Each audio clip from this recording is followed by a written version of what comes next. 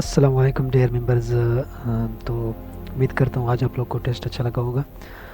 तो आज का जो सिटी का जो हमारा टेस्ट है इसके मैथमेटिक्स पोर्शन पे आज थोड़ी सी बात कर लेते हैं। तो हमारे पास जो पहला क्वेश्चन है वो है कि 1/4 of a number subtracted from 1/3 of a number gives 12। यानी किसी भी नंबर का, यहाँ आप देखें यहाँ पर हमारे पास नंबर मेंशन नहीं है।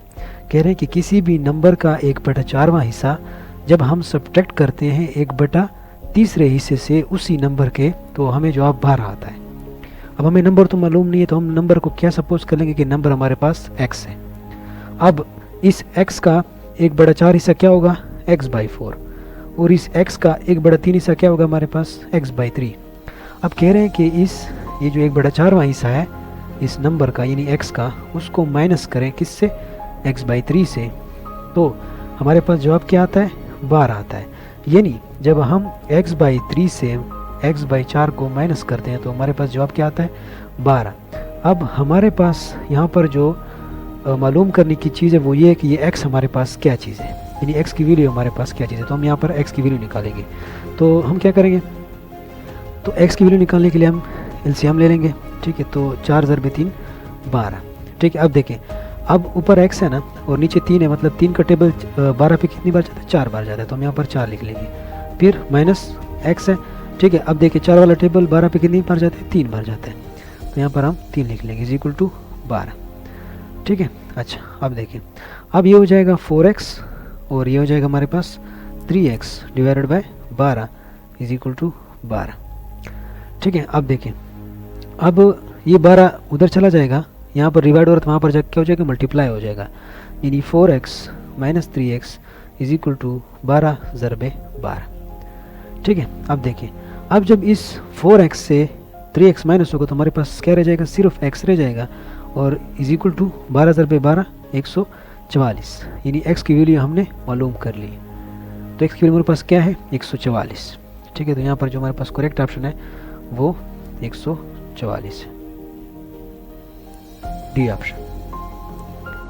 अच्छा, अब नेक्स्ट क्वेश्चन हमारे पास कि द रेशियो फॉर्म 28:56, यानी 28:56 can also be written as, यानी इसको हम लिख सकते हैं किस तरह, एक और फॉर्म में इसको किस तरह लिख सकते हैं। तो 28:56 का मतलब होता है 28 डिवाइडेड बाय 56। ठीक है, अब देखिए, अब ये और भी सिंप्लीफाई हो सकता है ना, 28 1 जार 28 और 28 2 जार 56, यानी 28:56 को हम 1/2 यानी 1:2 भी लिख सकते हैं। ठीक है, तो हमारे पास जो करेक्ट ऑप्शन है वो ऑप्शन ए। उम्मीद करता हूँ इसकी आप लोगों को समझ आ गई होगी। अच्छा, अब नेक्स्ट क्वेश्चन है हमारे पास कि सेल प्राइस, यानी कितने की वो चीज़, कोई भी चीज़ बिकी, माइनस कॉस्ट प्राइस, यानी उस पे ऊपर कितना खर्चा आया था, ये हमें क्या देता है। अब देखें, अब फॉर एग्जांपल सेल प्राइस, यानी सेल प्राइस फॉर एग्जांपल हमने एक चीज़ थी जो 50 रुपये की बनी थी लेकिन वो 75 रुपये की बिक गई है, सेल प्राइस।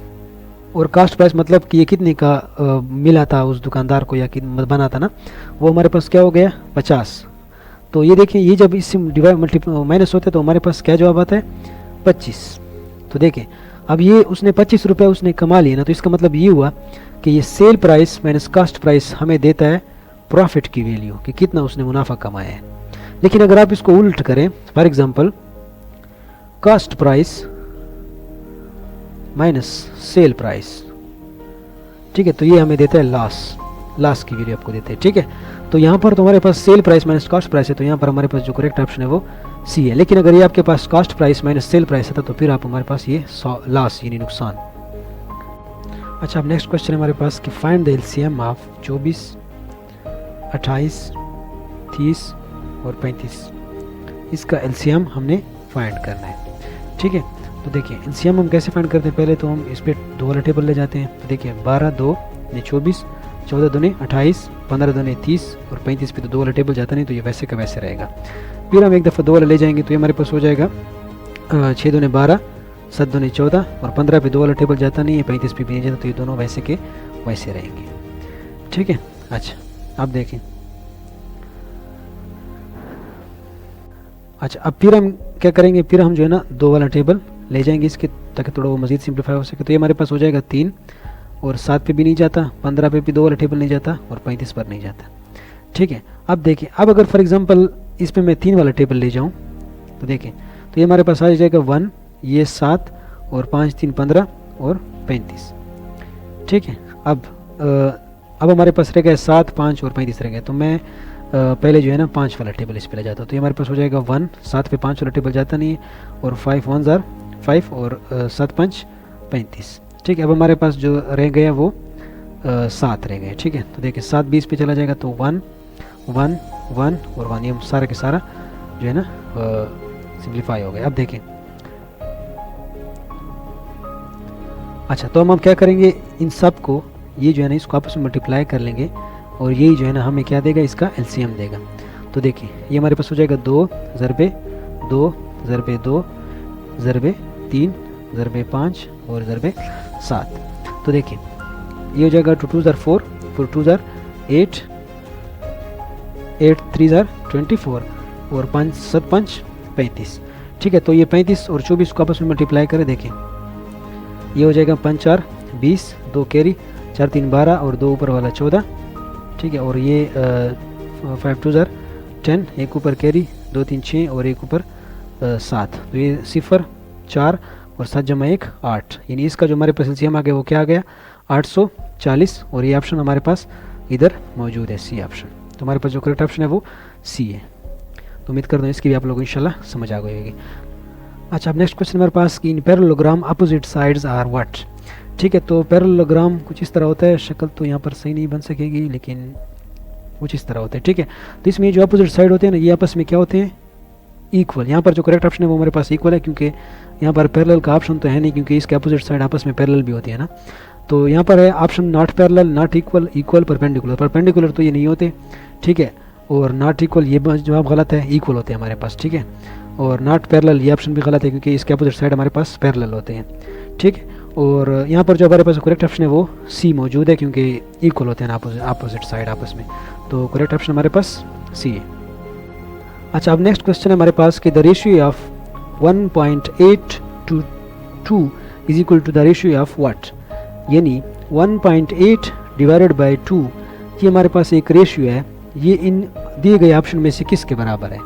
तो देखिए, अब देखिए फॉर एग्जांपल 1.8 डिवाइडेड बाई 2। अब देखिए अगर मैं इस पॉइंट को ख़त्म करूं तो नीचे क्या आएगा, नीचे 10 लगेगा। अब देखिए ऊपर पॉइंट तो ख़त्म हो गया ना, नीचे 10 भी लग गए, तो ऊपर हमारे पास क्या रह गया 18, और नीचे 2 ज़रबे 10 20। तो 1.8 डिवाइडेड बाई 2 को 18/20 भी लिख सकते हैं, लेकिन ये तो मज़ीद भी सिंप्लीफाई हो सकते हैं, क्योंकि 18/20 ऑप्शन तो यहाँ पर मौजूद नहीं है। तो अगर हम इसको मज़ीद सिंप्लीफाई करें, फॉर एग्जांपल मैं इस पर 2 वाला टेबल ले जाता हूँ।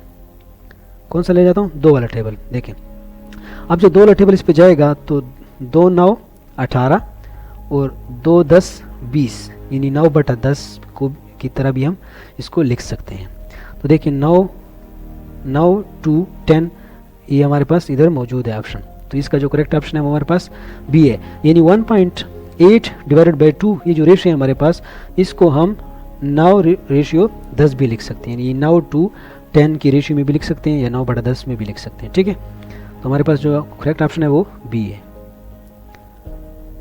अच्छा, अब नेक्स्ट क्वेश्चन है हमारे पास कि the numerical value of -55 is what. यानी -55 की न्यूमेरिकल वैल्यू हमारे पास क्या चीज़ है।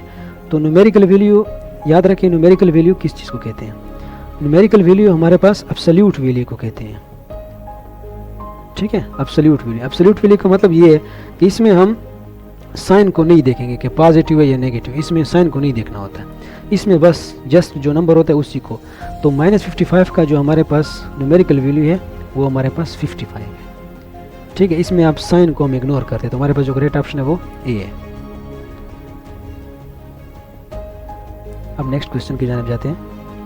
नेक्स्ट क्वेश्चन है, अच्छा अब नेक्स्ट क्वेश्चन हमारे पास के the what percent of 2/7 is 1/35, यानी 2/7 का कितना परसेंट 1/35 के बराबर होते हैं। तो ये तो आप लोग को फार्मूला पता होगा, परसेंटेज का जो फार्मूला है। अच्छा, तो ये तो आप लोग को फार्मूला पता होगा, percentage into x is equal to y. अब देखिए यहाँ पर हमें नंबर दिया गया है कि 2/7 का कितना फीसद यानी कितना परसेंट हिस्सा हमारे पास 1/35 के बराबर होता है। तो हमने यहाँ पर परसेंटेज निकालनी है, ठीक है। तो देखिए अभी हम यहाँ से पी की वैल्यू निकालेंगे, फिर उसको 100 के साथ मल्टीप्लाई करेंगे, यानी मतलब उसको परसेंटेज में चेंज करेंगे। तो पी की वैल्यू निकालने के लिए हम क्या करेंगे, ये जो 2/7 है इसको हम उस साइड पे ले जाएंगे, ठीक है। तो ये जब 2/7 जब उस साइड पे जाएगा तो देखिए हमारे पास क्या हो जाएगा, ये 1/35 तो पहले से हमारे पास, ठीक है, ज़रबे। अब देखिए ये 2/7 है ना, ये जब उस साइड पे जाएगा तो ये 7 जब उस साइड पे जाएगा तो ये ऊपर चला जाएगा, और ये 2 जब इस साइड पे आएगा तो ये नीचे आ जाएगा, ठीक है। तो मतलब ये हमारे पास कुछ यूँ आ जाएगा, ठीक है। अब इसको सिंप्लीफाई करते हैं। देखिए अब ऊपर 7 है और नीचे हमारे पास क्या आ जाएगा, 35 ज़रबे 2, यानी 7 और 35 ज़रबे 2 हमारे पास 70 आ गया, ठीक है।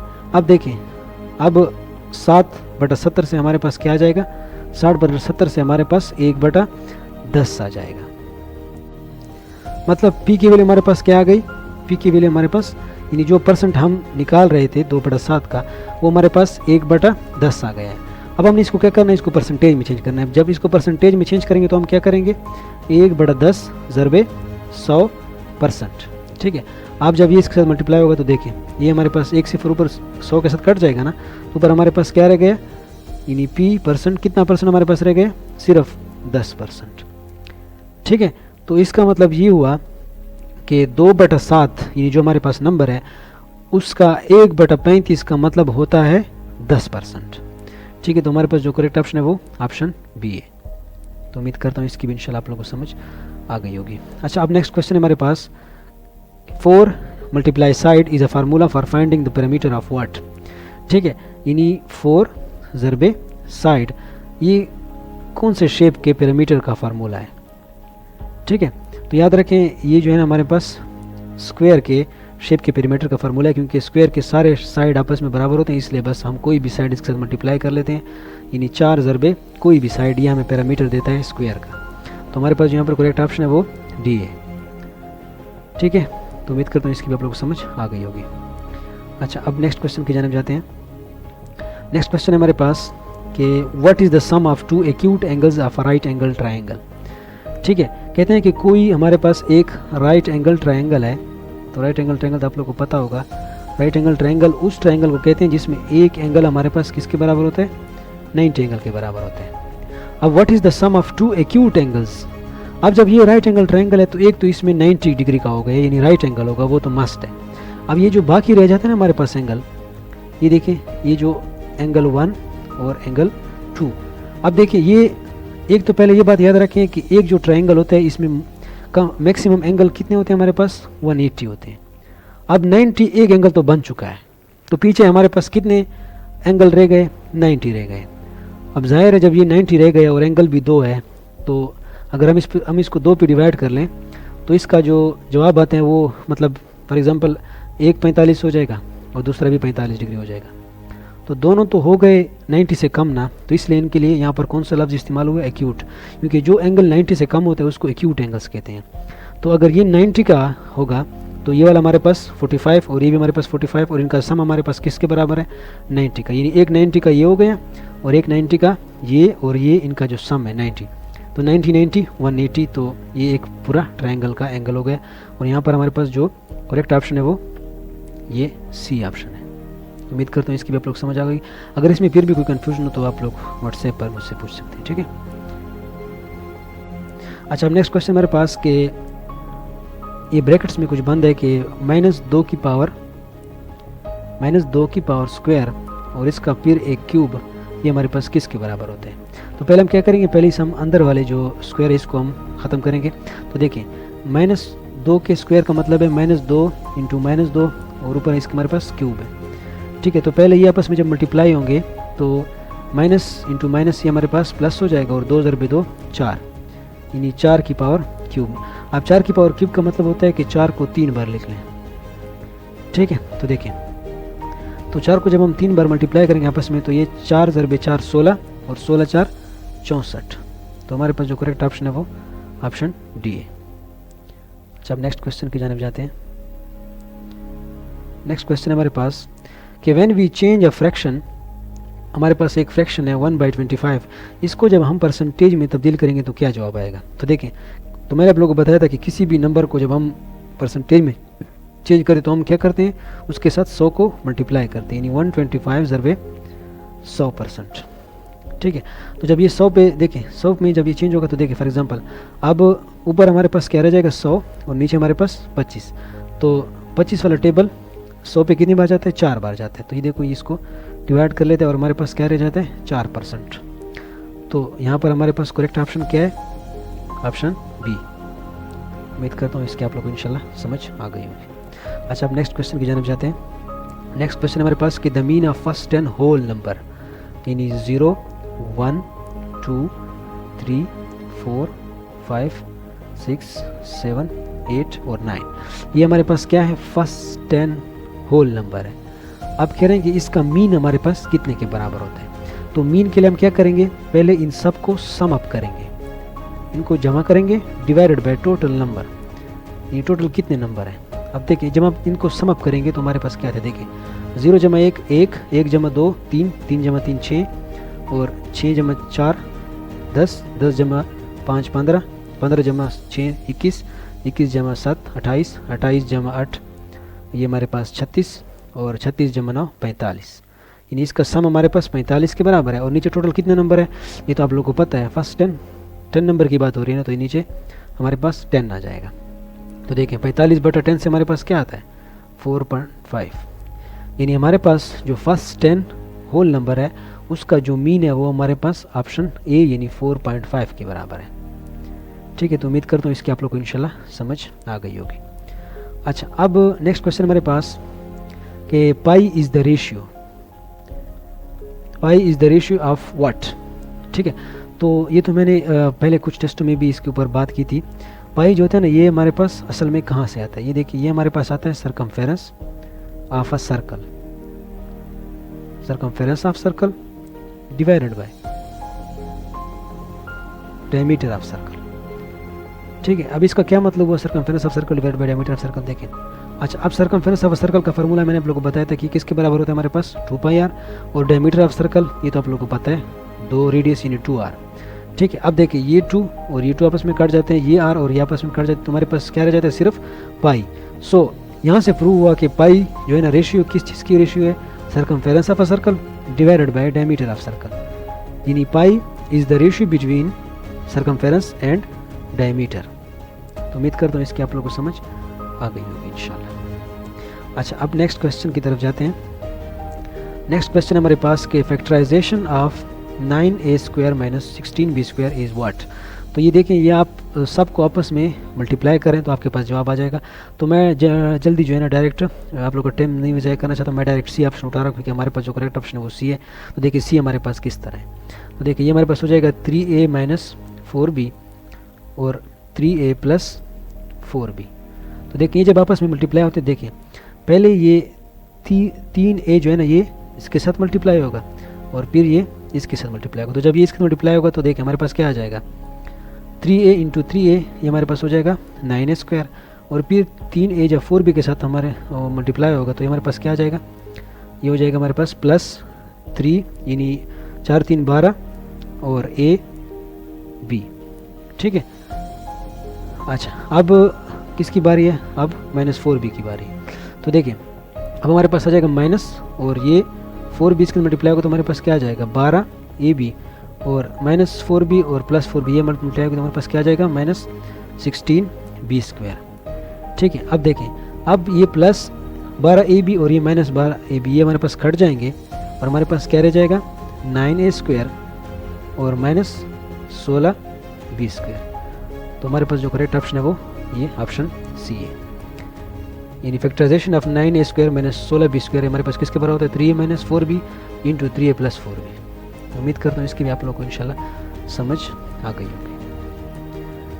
अच्छा, अब नेक्स्ट क्वेश्चन है हमारे पास कि if 2 lines intersect each other, यानी कोई भी फॉर एग्जांपल 2 लाइनें जा रही हैं, एक इस तरफ जा रही है और एक इस तरफ जा रही है। अब देखिए ये आपस में इंटरसेक्ट हो गई है, मतलब एक दूसरे के ऊपर से गुजर गई है। ठीक है, अब यहाँ पर कितने एंगल बन रहे हैं, देखिए एक एंगल ये बन रहा है, एक एंगल ये बन रहा है, एक ये बन रहा है और एक ये बन रहा है, यानी टोटल हमारे पास कितने एंगल बन रहे हैं 4 एंगल बन रहे हैं। तो तो the sum of all the 4 angle will be what. तो देखिए ये जब चारों एंगल को हम आपस में जमा कर लें तो ये हमारे पास एक सर्कल बनाता है। ठीक है, इन चारों एंगल को आप देखिए मेजर कर लें तो ये हमारे पास एक सर्कल बनता है। और ये सर्कल आपको पता है एक सर्कल कितने डिग्री का होता है, पूरा एक सर्कल हमारे पास 360 डिग्री का होता है।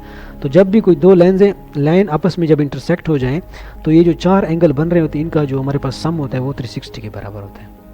तो उम्मीद करता हूँ इसकी इंशाल्लाह आप लोगों को समझ आ गई होगी। अच्छा, अब नेक्स्ट क्वेश्चन की जानब जाते हैं। नेक्स्ट क्वेश्चन हमारे पास कि if 1/7 of a certain number, किसी भी नंबर का 1/7वां यानी जब 1/7 हिस्सा जो है हमारे पास 4 के बराबर है तो उसी नंबर का 1/4 हिस्सा किसके बराबर होगा। तो ये तो देखिए फॉर एग्जांपल वो जो कोई भी नंबर है वो हमारे पास x हो गया, वो जब हम इसको 7 पे डिवाइड करते तो हमारे पास जवाब 4 आता है। लेकिन अगर हम कह रहे हैं कि अगर हम x/4 कर लें तो वो हमारे पास किसके बराबर होगा। ठीक है, वो हमारे पास किसके बराबर होगा। तो देखिए पहले तो हमने जो फाइंड करना है वो हमने x को फाइंड करना है। तो x को फाइंड करने के लिए हम क्या करेंगे, ये x/7 = 4 है ना, तो ये x इधर रहेगा और ये 7 उस साइड पे जाएगा तो हमारे पास क्या हो जाएगा 4 × 7, तो ये x हमारे पास आ जाएगा 28। तो पहले तो आपको ये पता होना चाहिए कि x की वैल्यू हमारे पास क्या आ गई, 28 आ गई। ठीक है, अब देखते हैं, अब इस x को मैं 4 पे डिवाइड करता हूँ तो फिर हमारे पास क्या आता है, क्योंकि हमसे क्वेश्चन में ये पूछा जा रहा है। अब हमने x की वैल्यू तो मालूम कर लिया ना, 28/4, तो 28/4 हमारे पास क्या आता है, 7 आता है। ये तो जो है ना एक किस्म का कॉमन सेंस का क्वेश्चन है। ठीक है, तो इसका जो हमारे पास करेक्ट ऑप्शन है वो ऑप्शन ए। तो उम्मीद करता हूँ इसकी आप लोग को इंशाल्लाह समझ आ गई होगी। अच्छा, अब नेक्स्ट क्वेश्चन हमारे पास के अकॉर्डिंग टू POD/MAS रूल सबसे पहला ऑपरेशन कौन सा होता है। तो मैंने आप लोगों को पहले बताया था कि ऑपरेशन हमारे पास क्या होता है। ऑपरेशन मतलब मल्टीप्लिकेशन यानी ज़रब, डिवीज़न, ठीक है, और एडिशन, ठीक है, और सब्सट्रैक्शन। तो BOD मास में जो पहला सबसे रूल है हमारे पास वो कौन सा है, डिवीज़न है, फिर मल्टीप्लिकेशन है, फिर एडिशन है, फिर सब्सट्रैक्शन है। यानी पहला जो हमारे पास ऑपरेशन है वो कौन सा है, डिवीज़न है। तो हमारे पास जो करेक्ट ऑप्शन है वो ऑप्शन बी है। तो उम्मीद करता हूँ इसकी इंशाल्लाह आप लोगों को समझ आ गई कि ये 20 पे इतना टाइम ज़ाया नहीं करना चाहते क्योंकि कल जो है सिटी का टेस्ट है, इसको बचने चलिए देख लें। अच्छा, अब नेक्स्ट क्वेश्चन हमारे पास के 100 square minus 81 square is equal to what. ठीक है, तो देखें 100 का स्क्वायर तो आप लोगों को पता है हमारे पास क्या हो जाएगा, मतलब यहाँ पर 2 0 तो हमारे पास 4 0 हो जाएंगे। ठीक है, और माइनस 81 का स्क्वायर, तो 81 का स्क्वायर का मतलब देखें 81 × 81 यानी 1 × 1 और 1 × 8 और 8 1 = 8 और 8 8 64। तो हमारे पास हो जाएगा 8 और 8 × 8 16, एक ऊपर कैरी यानी 6 5 6 1। तो देखिए ये आप इससे मल्टीप्लाई माइनस कर लें तो हमारे पास जो करेक्ट ऑप्शन आता है वो हमारे पास सी ऑप्शन आता है। ये आप इससे माइनस कर लें तो सी आएगा, ये आप लोग चेक कर लें। ठीक है, अच्छा, अब नेक्स्ट क्वेश्चन की जानिब जाते हैं। नेक्स्ट क्वेश्चन हमारे पास कि area of a right angle triangle, यानी हमारे पास एक राइट एंगल ट्रायंगल है जिसका एरिया है हमारे पास 1/2 BC। ये B और C जो है हमारे पास इसके साइड्स है। If area is equal to, अब कह रहे हैं कि अगर ये एरिया इस राइट एंगल ट्रायंगल का हमारे पास 15 स्क्वायर सेंटीमीटर के बराबर है और and B is equal to, यानी ये हमारे पास एरिया हो गया और ये जो B साइड है ये हमारे पास 5 सेंटीमीटर के बराबर है, तो ये C साइड किसके बराबर होगा। ठीक है, तो अभी हमने फार्मूला पढ़ा है ना, area is equal to 1/2 BC। अब एरिया हमें दिया गया है कितना है, 15 स्क्वायर सेंटीमीटर और 1/2 और B भी हमें दिया गया है 5 सेंटीमीटर। अब हमसे क्या मांगा जा रहा है, C मांगा जा रहा है कि C हमारे पास, ये जो C साइड है ये हमारे पास किसके बराबर है, इसकी वैल्यू क्या है। ठीक है, अच्छा, अब देखिए, अब ये 2 उधर जाएगा ना, तो ये हमारे पास हो जाएगा 15 × 2 is equal to 5 centimetre into C। ठीक है, अब ये 15 स्क्वायर सेंटीमीटर जब 2 के साथ मल्टीप्लाई होगा तो हमारे पास क्या आ जाएगा, 30 centimetre square is equal to 5 centimetre ज़रबे C साइड। ठीक है, तो अब ये 5 सेंटीमीटर जब नीचे आएगा तो हमारे पास क्या हो जाएगा, 30 centimetre square divided by 5 centimetre is equal to side C। ठीक है, तो देखें पहले तो ये इसको जो है ना डिवाइड कर लेगा 5 6 30 यानी 6, और फिर ये 1 सेंटीमीटर इसके साथ कट जाएगा तो हमारे पास 6 सेंटीमीटर। इसका मतलब हुआ ये हुआ कि सी साइड हमारे पास 6 सेंटीमीटर है और बी साइड हमारे पास 5 सेंटीमीटर के था। तो ये हमारे पास करेक्ट ऑप्शन हमारे पास क्या है, ऑप्शन ए। तो उम्मीद करता हूँ इसकी आप लोग इंशाल्लाह समझ आ गई होगी। अच्छा, तो हमारा जो मैथमेटिक्स पोर्शन है ये तो हो गया, ठीक है। तो अगर फिर भी आप लोग कोई प्रॉब्लम हो तो आप लोग मुझे व्हाट्सएप पे पूछ सकते हैं, ठीक है। दुआ में याद रखें, इंशाल्लाह फिर नेक्स्ट वीडियो में मिलते हैं। शुक्रिया।